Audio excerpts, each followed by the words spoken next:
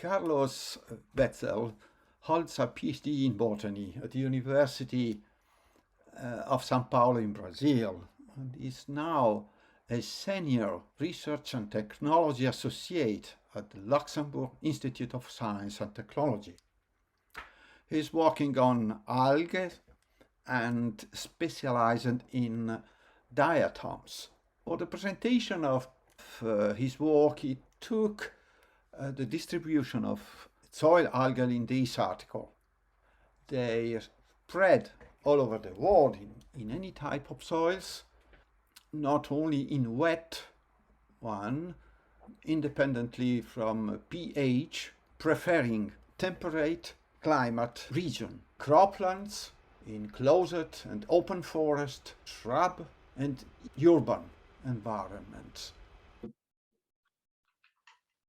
Which species are there and so on, how it's about this replacement. So this is some of the topics that we approached recently. And this was all based on the microscopy analysis.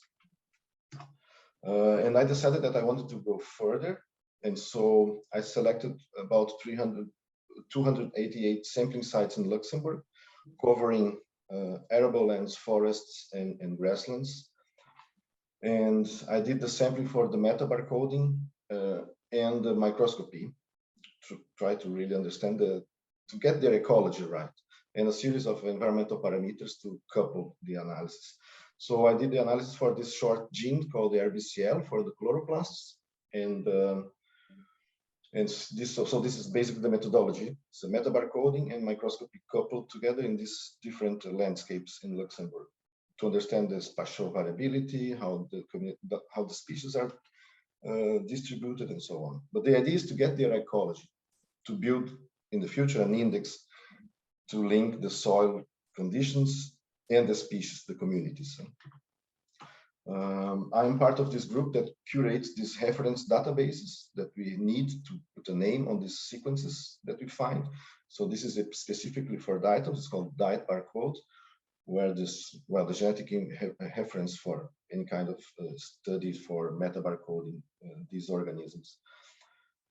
And what is surprising is that, we see a lot of reads, so millions of reads of these sequences. We have a lot of what we call this amplicon sequence variants that we can attribute to kind of a species, let's say. So this will be the equivalent of a number of species, let's say, 3,090, amplicons, so on. But if you look here, 62% on the bottom are classified just as diatoms, so Bacillariophysi unclassified. So from the genetic information, we cannot attach a name to it, only say, oh, it's a diatom, or it's, we cannot go deeper down in the phylogeny. So it's a lot, it's a high number, meaning that the reference databases are still weak and need to be improved. Of course, I did some multivariate analysis to understand how these are distributed, which parameters play the main role, and of course you have pH, which will be one of the most important factors, and the carbon in the forests and so on. But this is only to visualize and illustrate how are these communities relate to each other and with the environmental parameters.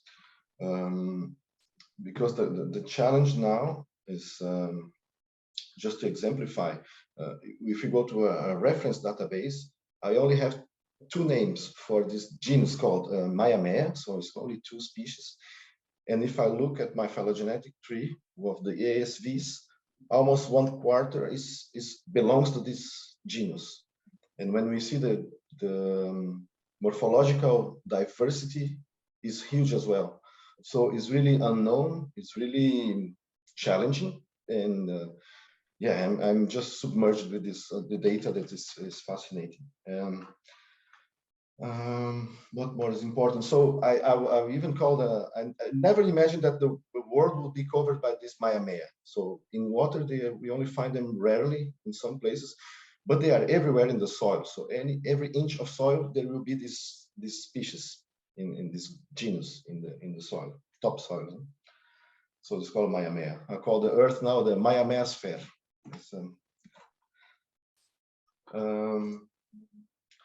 And just to illustrate, because if I have, for example, two, we called Maya permittis and different ASVs. So I have a Maya permittis ASV 42 and the other one, they will respond to pH, for example. They will have very different ecologies, but they will have the same name.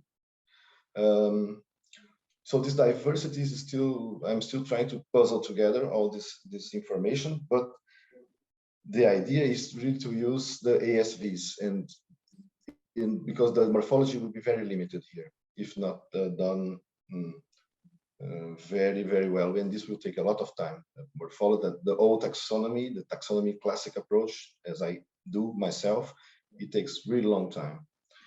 So with the metabarcoding, it will be faster to retrieve these informations. So it's just to exemplify some of the ecologies and the distribution related to pH. But of course, we can then find optimal and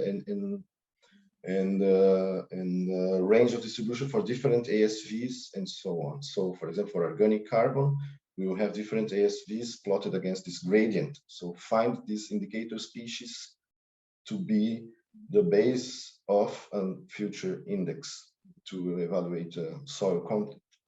I have, for example, different, I divided some of this type of soils. We have light, medium, and heavy soils, so loamy and sandy and so on. And I have organic farm and conventional farm, and the diatoms respond to this as well. So there is also an information, significant differences, mainly organic farming usually has higher ASVs and higher richness, of course, but these parameters are not, I mean, using diversity is a tricky thing to say something about ecological health or ecological status. But I think the diatometrics using these relative abundances of genes can be used and incorporated into monitoring programs. They have this potential to inform the development of nutrient criteria and decisions regarding management and land use and so on. And I think we can only protect what we know, and I think it's very challenging to show all this diversity of diatoms and say that their role is very poorly known, but they are there, so they must be doing something if they are as abundant as they are.